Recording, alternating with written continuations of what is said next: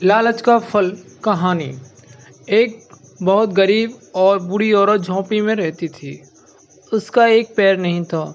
एक दिन उसने भगवान से बहुत प्रार्थना की तो भगवान प्रकट हो गए और बोले, मैं तुम्हारी सारी इच्छाएं पूरी करूंगा, लेकिन मेरी एक शर्त है। उसने पूछा, क्या भगवान? भगवान ने कहा, मैं तब तक तुम्हारे साथ रहूंगा तब तक यह झोंपड़ी रहेगी। बूढ़ी औरत ने कहा, ठीक है। फिर वह बोली, मेरी इच्छा है कि मेरे पैर बिल्कुल ठीक हो जाएं। थोड़ी ही देर में उसके पैर बिल्कुल ठीक हो गए। फिर उसने पैसा, सुंदरता, गाड़ी आदि मांगी। उसे वह सब कुछ मिल गया।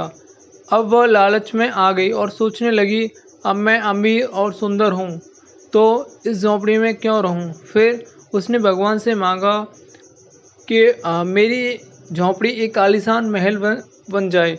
भगवान ने उसे झोंपड़ी तोड़ दी और चले गए, साथ में उसका सब कुछ अपने साथ ले गए। अब उसको याद आया, भगवान ने पहले ही कहा था कि वो उस झोंपड़ी में ही रहेंगे। बूढ़ी औरत ने लालच में अपनी झोंपड़ी भी तोड़वा दी थी। अब उसके पास कुछ नहीं रहा, कुछ नहीं रह गया। इस तरह बुढ़िया को लालच का नतीजा मिल गया। कहा गया है कि लालच बुरी बला है। हमारे पास जितना है उसमें संतुष्ट रहना चाहिए और जीवन यापन करना चाहिए।